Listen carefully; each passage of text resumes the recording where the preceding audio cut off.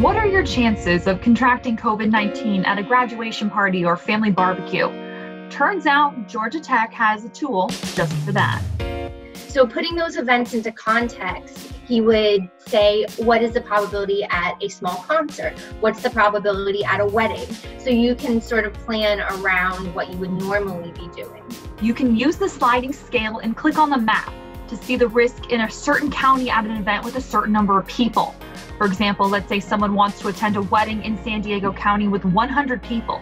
So if you use the sliding scale and click on San Diego County, you'll see that the probability of contracting COVID-19 in this case is 88%. However, the probability of contracting COVID-19 at a wedding of 100 people in Goshen County, Wyoming is only 20%.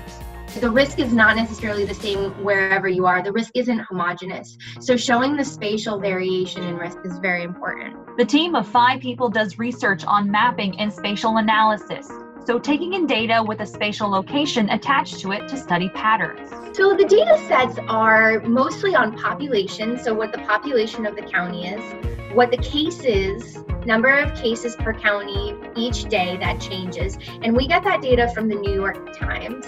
Hundreds of thousands of people are using this calculator every day, and Andrus says a lot of people are sending it to loved ones.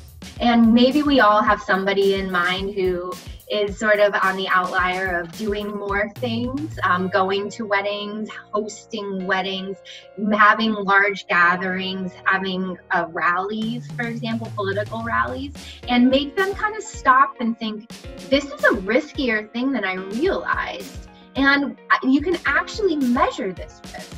The team uses the ascertainment bias, and what that is an assumption that there are about 10 times the amount of COVID-19 positive people out there than what's reflected in confirmed county public health data.